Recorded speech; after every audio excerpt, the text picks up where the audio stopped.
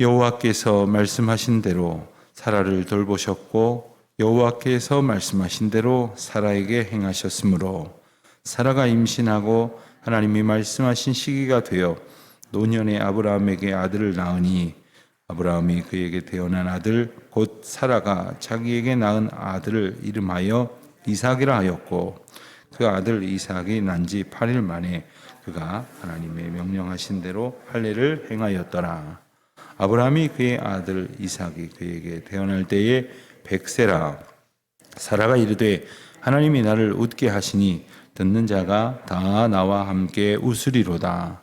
또 이르되 사라가 자식들을 젖 먹이겠다고 누가 아브라함에게 말하였으리오마는 아브라함의 노경에 내가 아들을 낳았도다 하니라. 아멘. 드디어 사라가 아들을 낳았습니다. 참 오랜 세월 동안 기다렸고 또 오랜 세월 동안 우여곡절이 많이 있었습니다마는 하나님께서는 하나님의 말씀대로 또 하나님의 온전한 뜻과 계획 가운데에서 그리고 하나님의 때에 하나님의 일을 이루셨습니다. 이것이 하나님의 역사이고 이것이 하나님께서 인생들에게 베풀어 주시는 은총입니다. 시간은 25년이 걸렸습니다. 그러다 보니 그 긴 시간을 견디지 못하는 어리석음으로 인하여 여러 가지 잘못된 모습도 많이 보였습니다. 참으로 부끄러운 위기를 겪기도 했고 그 가운데에는 치명적인 그러한 인생의 연약함을 내보이기도 했습니다. 우리가 잘 아는 것처럼 아브라함은 아내 사라를 통하여서 하나님께서 자식을 주시고 그리고 또 자손을 번성케 하시겠다 하시는 약속을 분명히 들었고 그리고 제차 3차 하나님께서 확인해 주셔 왔습니다마는 그는 때때로 그 자체를 완전히 잊어버린 사람처럼 행동하기도 했습니다. 자기가 위험을 당할까봐 혹은 죽음을 당할까봐 아내를 누이라고 속여 오히려 아내를 뺏기게 될 뻔한 일도 2번이나 있었습니다. 그렇게 됐다라면 아내를 잃어버리게 될 것이고 하나님의 약속을 이루실 하나님의 뜻을 얻는 그 은혜를 얻는 기회를 아브라함의 불신앙으로 인해서 날려버릴 상황도 되었었습니다마는 하나님께서는 그때마다 하나님의 방법으로 개입을 하셔서 오히려 야단을 맞아도 시원치 않을 어리석고 연약한 인생에게 전화위복의 기회로 삼게 하여 주신 바가 있습니다. 이것이 바로 하나님이 하시는 일입니다. 하나님이 하시는 일은 우리로서는 참 상상하기가 어렵습니다. 짐작하기가 어렵습니다. 하나님께서 하시는 일을 우리가 다 헤아릴 수 있다면 우리가 하나님의 수준이겠죠. 헤아리려고 하지 않아야 된다는 것이 답은 아닙니다만은 헤아려지지 않음을 인하여 감사하십시오. 하나님은 그저 우리 수준의 그런 어떤 능력을 조금 더 가지신 그런 분이 아니시란 말입니다. 무한한 능력을 가지신 분이고 또 무한한 사랑을 가지신 분이었기 때문입니다. 이것이 하나님께서 우리들에게 주신 은총이죠.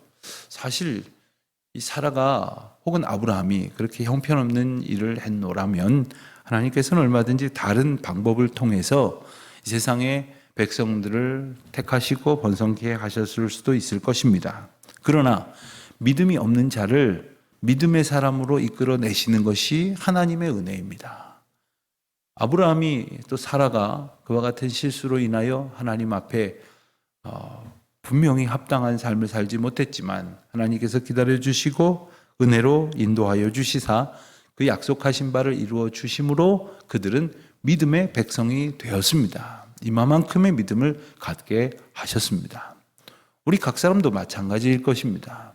다른 사람이 옆에서 아무리 들여다보았다고 해도 모를 일이 있습니다.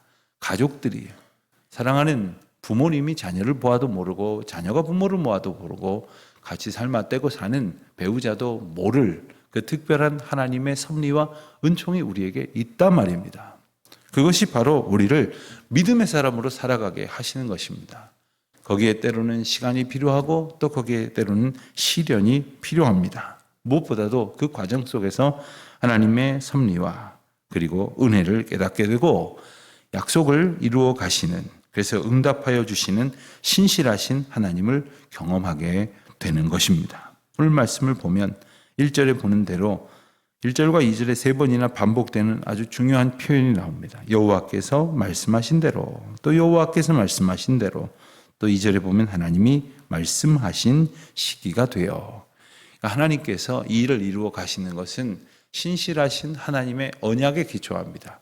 하나님의 약속에 기초합니다. 말씀에 기초합니다. 그러면 우리가 하나님의 뜻을 잘 헤아려 가면서 불안해하거나 의심하지 않고 살아갈 수 있는 길은 무엇이겠습니까? 말씀을 붙드는 길이지요. 말씀을 아는 길입니다. 말씀을 읽지도 않고 또 들어도 마음에 새기기 위해 힘쓰지도 않고 묵상하지도 않고 또 그 말씀을 소중한 나에게 주신 은혜로 알고 전하지도 않으면서 그러니 하나님의 뜻을 어찌 알겠습니까?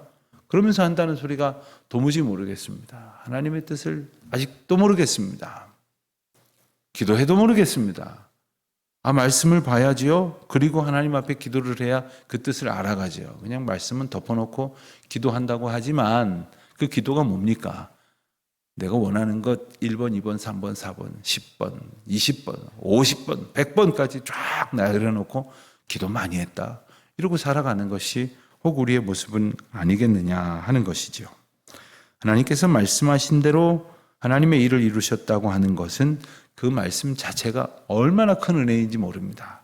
왜냐하면 사라의 형편은 하나님이 말씀하신 바를 이루실 형편이 아니었기 때문입니다. 여러분 입장을 바꿔놓고 한번 생각을 해보십시오. 여러분이 자녀들은 자녀들이니까 또 이렇게 객관성 없이 넘어갈 수 있다고 친다면, 혹 여러분들이 같이 일하는 부하 직원들이나 혹은 제자들이나 후배들이나 혹은 곁에 있는 어떤 분들에게 내가 나에게 이렇게 해주는 것이 너무 고마워서 이거 조금만 더 도와주면 내가 이렇게 좀 감사를 하겠다, 사례를 하겠다, 그 약속을 했다고 합시다. 그걸 일종의 그 조건을 충족시켜야지 감사를 할 텐데, 이건 그 조건을 충족시키기보다는 오히려 더 실망시키고 오히려 자기 이익을 취하려고 애를 쓰고, 그래서 오히려 나에게는 손해가 될 일도 서슴지 않는다. 그러면 누가 그것을 약속한 대로 주고 싶겠습니까? 하나님 앞에 우리가 언약을 받았지만 그 언약 백성에 합당하게 살지 않았는데 어찌 하나님께서 우리에게 그 은혜를 주시고 싶겠느냐 말입니다. 아브라함만 엉뚱한 짓을 한 것이 아니지 않습니까? 아브라함이 사라를 자기 누이로 속일 때에 사라는 공범이었습니다. 물론 그래야만 같이 살아갈 수 있게, 생존할 수 있게 될 것이라고 하는 그러한 이유를 달았겠습니다마는, 그것은 자기가 자기를 지켜야 되겠다고 하는 생각을 한 까닭이고, 그것은 하나님이 나를 지켜주실 것이라고 하는 약속을 신뢰하지 못한 것에서 기인하기 때문입니다. 그러니 불신앙이지요. 하나님의 약속을 까맣게 잊어버렸거나 아니면 그 약속을 경홀히 여겼거나 자기가 자기를 지키려고 하는 노력이 더 유효하다고 생각을 했기 때문이 아닙니까? 게다가 사라는 하나님의 약속의 말씀을 불신해서 그 약속을 얻은 지 10년쯤 지났을 때에 자기의 여종 하갈을 아브라함에게 들여보내서 그를 통해서 자식을 낳는 방법을 또한 자기 나름대로 생각을 했습니다마는, 그래 놓고는 또 아들을 낳았다고 주인을 또 모멸감을 주는 그런 여종의 모습이며, 또한 하갈을 학대하는 사라의 모습이며, 그 가운데 갈등하는 인생들의 모습을 통해서 하나님의 언약에 의해 붙들림 바 되지 않을 때 어떤 모습이 일어나는지를 우리에게 보게 하셨기 때문에 우리가 이 모습을 분명히 기억할 수 있을 것입니다. 2절 말씀을 보면 노년에 아브라함에게 아들을 낳으니, 노년에 아브라함이 아들을 낳았다 하는 표현이 나옵니다. 그런데 5절에 가서도 또 보면 아브라함이 그의 아들 이삭 이삭이 그에게선 태어났을 때에 100세라. 또 이제 나이 많아서 태어났다고 하는 말을 반복을 합니다. 그런가 하면 7절에 가서 보면 말미에 아브라함의 노경에 내가 아들을 낳아도다 하니라. 2절의 노년과 7절의 노경은 같은 말입니다. 그러니까 나이 많아서 100세가 되어서 아들을 낳았다는 말을 이 7절밖에 안 되는 이 짧은 성경 구절에서 3번이나 반복을 합니다. 분명히 말씀하십니다. 이게 무슨 뜻입니까?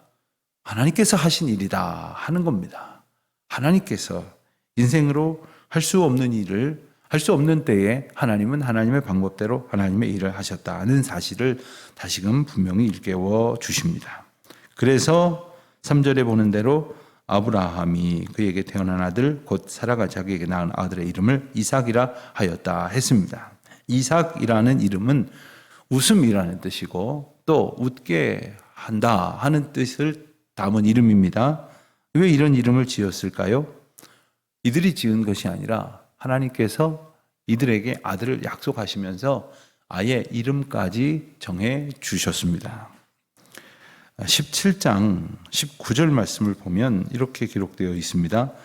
하나님이 이르시되 아니라 내 아내 사라가 내게 아들을 낳으리니 너는 그 이름을 이삭이라 하라. 내가 그와 내 언약을 세우리니 그의 후손에게 영원한 언약이 되리라. 이렇게 말씀하신 바 있습니다.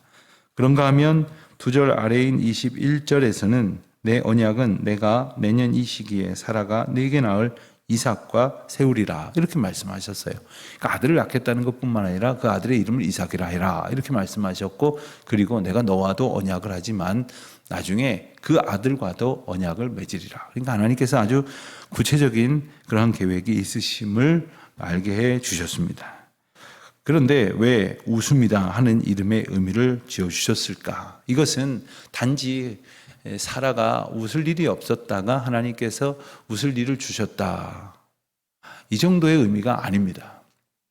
여기서 말하는 웃을 일이라고 하는 것, 웃음이라고 하는 것은 특별한 의미가 있다는 것을 기억해야 됩니다. 여러분 어떤 분이 항상 찡그리고 다니시길래 그렇게 말했답니다. 웃고 사세요. 웃고 살아야 건강에 좋습니다. 그랬더니 하는 말이 웃을 일이 있어야죠. 이렇게 말했대요. 자, 그가 왜 웃을 일이 없을까요? 그는 자기 마음에 드는 일만 웃을 일로 생각을 하고 살았던 거예요. 오늘 본문 말씀에 나오는 웃음이라고 하는 일, 웃을 일이라고 하는 일, 웃는 복이라고 하는 일은 그저 우리를 만족시키는 어떤 일을 주시겠다는 말씀이 아닙니다. 내가 원하는 그 일을 이루어 주시겠다는 약속이 아닙니다. 하나님께서 사라에게 허락하셔서 아브라함과 사라에게 웃음이라는 의미의 이름을 가진 아들을 주신다고 하는 것은 하나님께서 웃을 일을 주시겠다는 거예요. 그게 뭡니까? 하나님이 저들과 함께 하시겠다는 것, 그리고 함께 하심을 알게 하시겠다는 거죠. 여러분 우리 인생에 있어서 가장 큰 웃을 일은 바로 내가 얻고자 하는 어떤 일을 얻는 것이 아니라 하나님께서 주시는 평안을 얻는 것이고 하나님께서 함께 하시는 은총을 얻는 것입니다. 여러분 이 세상은 모두가 함께 웃을 수가 없는 것이죠. 그렇지 않습니까? 시험을 치르면 합격해서 환호하는 사람이 있지만 낙방에서 고개를 떨구는 사람이 있어요. 요즘은 다 전화로 혹은 인터넷으로 들어가서 확인을 합니다만은 예전에 대학 입시 같은 시험을 보면은 끝나고 나면은 그 대학교 운동장에다가 커다란 이제 판자를 쫙 붙여놓고서는 합격자를 쫙 붙여놓습니다. 그럼 사람들이 조마조마한 마음으로 거기 가서 이렇게 자기 이름이 있나 보고서는 그리고 막 뛸 듯이 소리를 지르고 같이 온 사람과 부둥켜 안고 때로는 친구들이 와서 행가래를 쳐주고 그럽니다. 그러나 그 옆에는 고개를 떨구고 어깨가 늘어진 채 돌아가는 사람이 있습니다. 어쩔 수 없는 이 세상의 원리입니다. 돈을 버는 자가 있으면 돈을 잃어버리는 자가 있게 되는 것이죠. 그런가 하면 우리의 모든 삶에 있어서 승패가 나뉘어지게 되고 등수가 있는 것이고 슬픈 일을 겪기도 하고 기쁜 일을 맞기도 하는 겁니다. 세상 일은 이렇듯 양면이 있습니다. 세상은 그래서 궁극적으로 우리에게 웃음이 될 수만은 없는 겁니다. 웃을 일이 있겠죠. 그러나 언제나 우리에게 웃을 일이 되지 않는 겁니다. 어떤 분이 이 프로야구 경기를 매일 하지 않습니까? 열심히 보시는 분한테 그거 뭐 이렇게 보냐고. 아무리 내 팀이 잘한다고 해도 3번에 2번밖에 못 이기고 3번에 1번은 꼭 지게 되는데 뭐 그런 걸 보느냐고. 그랬더니 그분이 웃으면서 이겨야 맛인가요? 그냥 보면 재밌지? 그렇습니다. 그런 태도로 살아가야 되는데 세상의 원리는 그렇지만이 않다는 거지 않아요.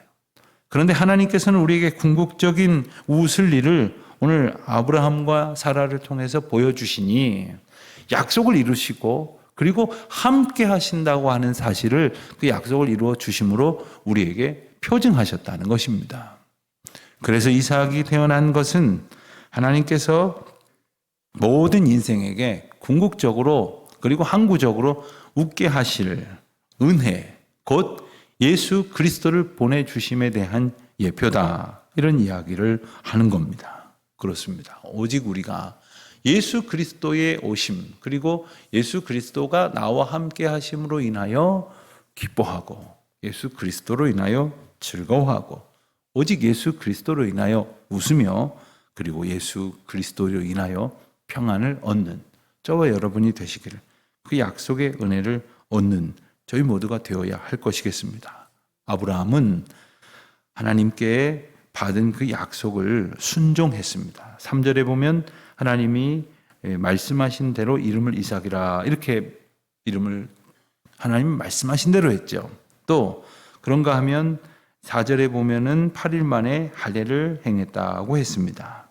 하나님께서 주신 그 명령, 그 약속을 붙들 수 있었던 것은 바로 하나님께서 나와 함께 하심을, 비로소 이제 그가 더 이상, 물론 끝까지 한 점 흠이 없이 살았을 리는 없겠습니다만은 이제는 확실히 붙들 수 있는 믿음을 얻게 되었다 하는 사실을 보여주는 것이죠. 6절 말씀을 보면 사라가 이렇게 말합니다. 아브라함이 나를 웃게 하시니 듣는 자가 다 나와 함께 웃으리로다. 이삭의 탄생은 아브라함과 사라만을 웃게 하시는 것이 아니었습니다. 그러나 이 또한 단지 저 아기를 기다리던 집에 아기가 태어났다고 해서 즐거워한 정도가 아니라 하나님이 저 가정과 함께 하시듯 우리와 함께 하셨다는 사실로 인하여 모두가 웃게 하셨다는 거예요. 그냥 내가 원하는 일이 생겨서 내가 아들을 낳았다 이래서만 기뻐한 것이 아니라 궁극적으로는 하나님이 언약을 이루셨다 하는 것으로 인하여 기뻐하는 것이고, 하나님이 언약을 이루셨다는 것 때문에 모두가 함께 웃을 수 있는 것입니다. 그것이 비록 노년이었지만, 100세나 되었지만 이루어질 수 있는 가능성이 전혀 없는 중에 하나님께서 그 일을 행하셨다 하는 은혜를 베풀어 주신 것이죠. 오늘도 하나님의 말씀대로 우리에게 약속하신 모든 일을 이루시는 그 하나님을 믿음 가운데 신뢰하십시오. 그리고 나를 웃게 하시는 궁극적인 은혜를 주시는 하나님을 인하여 기뻐하십시오. 그거 조금 지나면 없어질 것, 한 하루쯤 즐거워하다 보면 귀찮아질 것으로 인하여 웃으려고 하지 말고, 그리고 신기루처럼 날아가 버릴 것 가지고 즐거움을 삼지 말고, 그런 것은 이럴 수도 있고 저럴 수도 있고 이래도 좋고 저래도 좋고, 그런 하나님의 신실하신 은혜 가운데에 살 수 있으시기를, 그렇게 하나님을 기뻐하는 저와 여러분 되시기를 주님의 이름으로 축원드립니다. 하나님 아버지, 주님의 은혜를 감사합니다. 약속하신 말씀대로 이루시고 저희를 웃게 하시는 주님의 크신 사랑을 인하여 감사드립니다. 언약 백성으로 하나님의 신실하심을 기뻐하며 주를 영화롭게 찬송하며 살아가는 저희들이 되게 하여 주시옵소서. 예수님의 이름으로 기도드립니다. 아멘.